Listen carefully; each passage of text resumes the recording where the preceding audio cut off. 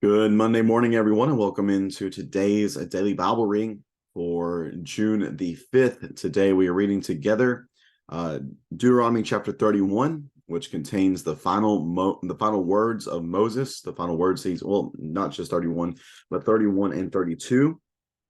We're going to read 31 today, 32 tomorrow, and then on Wednesday we're going to read 33 and 34, and that will conclude our read through Deuteronomy. And that will conclude our read through the Pentateuch, through the first 5 books of the Old Testament.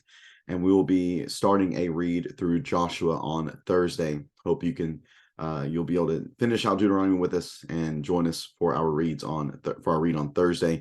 And moving forward as we continue to make our way from Genesis through Esther this year. Thanks so much again for taking some time to read along with me on this Monday. Hopefully my voice will hold up and we'll be good to go for today. Hope you had a great weekend. Let me get the text of Deuteronomy up on the screen for us so we can read along together.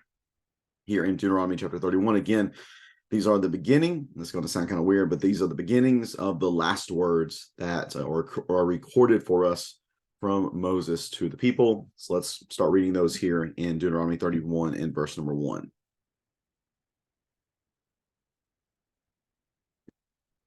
Then Moses continued, Deuteronomy 31, verse number 1. Moses continued to speak these words to all Israel, saying, I am now 120 years old. I can no longer act as your leader. Yahweh has told me, you will not cross the Jordan. Yahweh your God is the one who will cross ahead of you. He will destroy these nations before you, and you will drive them out. Joshua is the one who will cross ahead of you, as Yahweh has said. Yahweh will deal with them as he did King Sihon and Og, the kings of the Amorites, and their land when he destroyed them. Yahweh will deliver them over to you, and you must do to them exactly as I have commanded you. Be strong and courageous. Don't be terrified or afraid of them, for Yahweh your God is the one who will go with you. He will not leave you or abandon you. Moses then summoned Joshua and said to him in the sight of all Israel, be strong and courageous, for you will go with this people into the land Yahweh swore to give to their ancestors. You will enable them to take possession of it. Yahweh is the one who will go before you. He will be with you. He will not leave you or abandon you. Do not be afraid or discouraged. Moses wrote down this law and gave it to the priest, the sons of Levi, who carried the ark of Yahweh's covenant, and to all the elders of Israel. Moses commanded them at the end of every 7 years, at the appointed time, in the year of debt cancellation, during the festival of shelters, when all Israel assembles in the presence of Yahweh your God at the place he chooses, you are to read this law aloud before all Israel. Gather the people, men, women, dependents, and the resident aliens within your city gates, so that they may listen and learn to fear Yahweh your God, and be careful to follow all the words of this law. Then their children who do not know the law will listen and learn to fear Yahweh your God as long as you live in the land you are crossing the Jordan to possess. Yahweh said to Moses, the time of your death is now approaching. Call Joshua and present yourself at the tent of meeting so that I may commission him. When Moses and Joshua went and presented themselves at the tent of meeting, Yahweh appeared at the tent in a pillar of cloud, and the cloud stood at the entrance to the tent. Yahweh said to Moses, you are about to rest with your ancestors, and these people will soon prostitute themselves with the foreign gods of the land they are entering. They will abandon me and break the covenant I made with them. My anger will burn against them on that day. I will abandon them and hide my face from them so that they will become easy prey. Many troubles and afflictions will come to them. On that day, they will say, haven't these troubles come to us because our God is no longer with us? I will certainly hide my face on that day because of all the evil they have done by turning to other gods. Therefore, write down this song for yourselves and teach it to the Israelites. Have them sing it so that this song may be a witness for me against the Israelites. When I bring them into the land I swore to give their ancestors, a land flowing with milk and honey. They will eat their fill and prosper. They will turn to other gods and worship them, despising me and breaking my covenant. And when many troubles and afflictions come to them, this song will testify against them, because their descendants will not have forgotten it. For I know what they are prone to do, even before I bring them into the land I swore to give to them. So Moses wrote down this song on that day and taught it to the Israelites. Yahweh commissioned Joshua, son of Nun, be strong and courageous, for you will bring the Israelites into the land I swore to them, and I will be with you. Then when Moses had finished writing down on a scroll every single word of this law, he commanded the Levites who carried the ark of Yahweh's covenant, take this book of the law and place it beside the ark of the covenant of Yahweh your God, so that it may remain there as a witness against you. For I know how rebellious and stiff-necked you are. If you are rebelling against Yahweh now, while I am still alive, how much more will you rebel after I am dead? Assemble all your tribal elders and officers before me, so that I may speak these words directly to them and call heaven and earth as witnesses against them. For I know that after my death you will become completely corrupt and turn from the path I have commanded you. Disaster will come to you in the future because you will do what is evil in Yahweh's sight, angering him with what your hands have made. Then Moses recited every single word of this song to the entire assembly of Israel. That's Deuteronomy chapter 31. We're going to stop here just because 32, the song of Moses itself, is pretty long. So we'll give it its full attention tomorrow in our reading of Deuteronomy chapter 32. But as far as what we have here in Deuteronomy chapter 31, again, these contain the beginning of Moses' last words, these words that stretch from chapter 31, I think through the end of chapter 33. I don't think Moses says anything in 34. Correct, yeah, through the end of 33, it seems.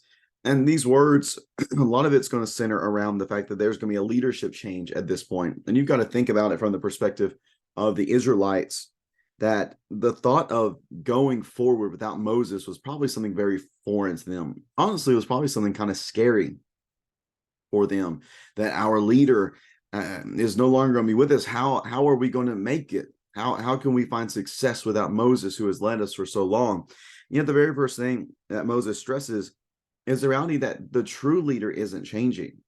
Moses is not the true leader. He's simply a representative of who the true leader is, and that is Yahweh. So Yahweh is not going anywhere.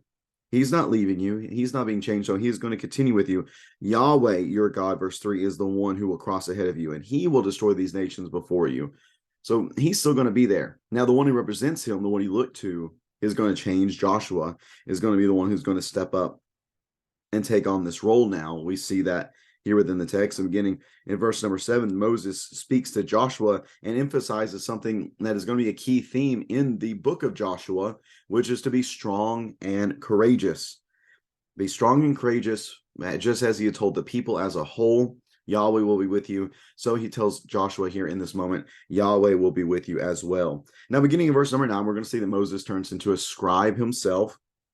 He writes down this law, and he gives it to the priests, to the sons of Levi, who carry the ark of the covenant.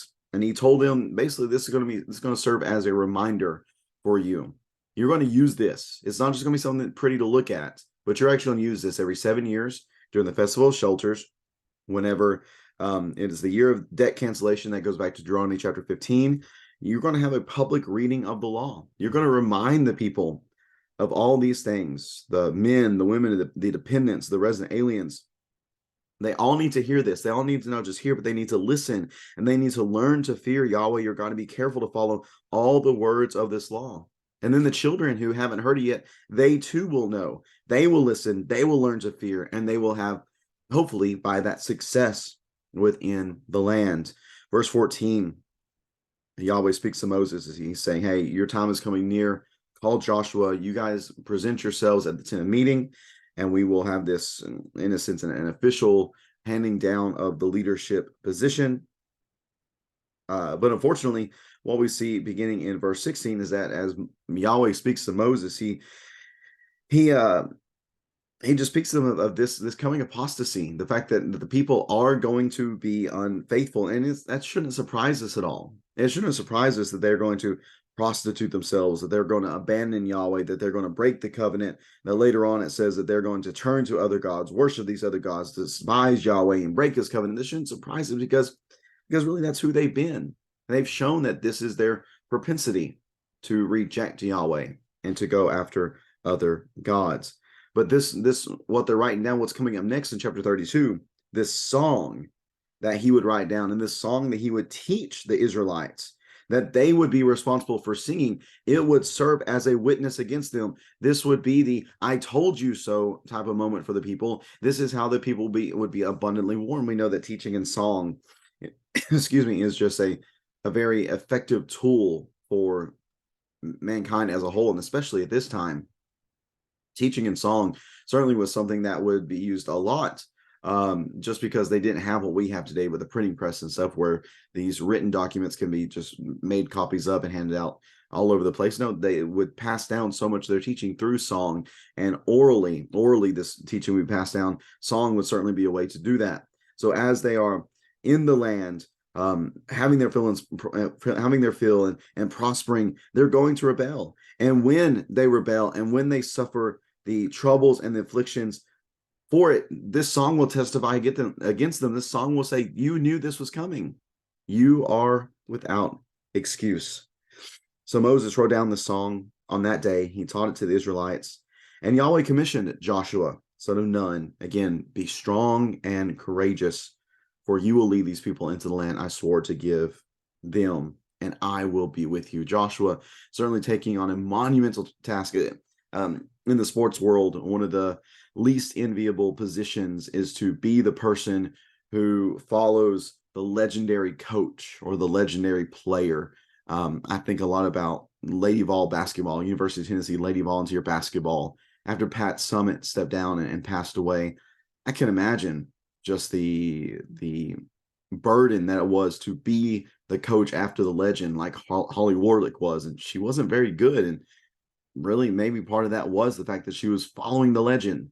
It's always hard to be the next person up after someone has had such great success. And for Joshua, I'm sure that naturally was there as well. But again, the instruction here, the encouragement was to be strong and courageous. Why? Not because you're great, Joshua, though Joshua is fine, but to be strong and courageous because the one who is going to strengthen you, he is God.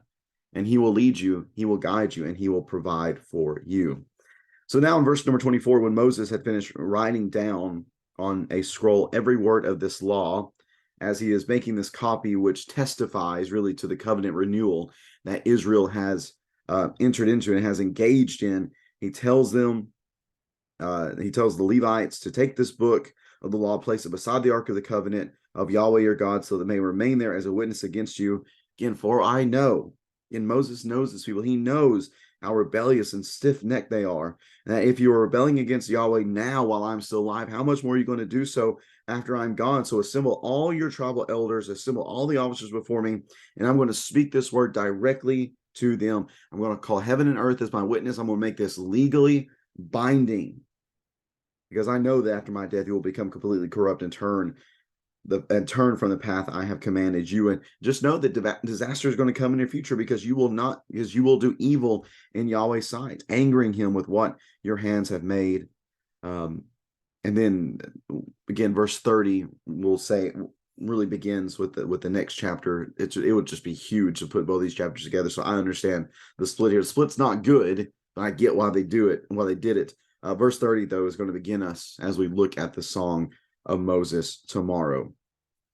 Again, there's lessons here concerning leadership, lessons here concerning faithfulness to God, also some lessons here about, really, as we have recorded for us God's word, as it has been preserved for us, we too are without excuse. We have been abundantly warned concerning the expectations that God has for his people under Christ and who are in covenant with Christ.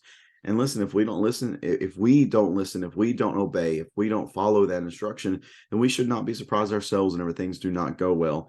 God has blessed us abundantly in giving us the written word that we all have great access to today. We are very fortunate to live in the time whenever the Bible is so easily accessible. And I hope that we're taking advantage of that. And I hope that we're reading it, even like we're doing in this effort in our daily Bible reading program that we do every year. I hope that it makes us more familiar with God's word, because again, the more we know, the greater our faith can be. And it just helps us to be better followers of Jesus in every way. you have any questions about this text, please feel free to leave those in the comment section below, or comments as well. Those are welcome too, and I'll do my best to answer those or interact with those questions or comments that you might leave. I appreciate you tuning in on this Monday. Hope you have a great rest of your Monday, and we'll be back at it again tomorrow as we're reading together in Deuteronomy chapter 32, looking at what is often called the Song of Moses. Some refer to it as Yahweh's song. Others still refer to it as Israel's national anthem. That this is the song that really tells them a lot about who they are, where they come from, why they are the people that they are, and why they need to be faithful to God. And really a lot of it has to do to as well with the consequences that are going to come if they are not faithful to God. So we'll talk about that tomorrow here in Deuteronomy chapter 2. Again, thanks for tuning in today. Have a great rest of your Monday, everyone. Take care. God bless.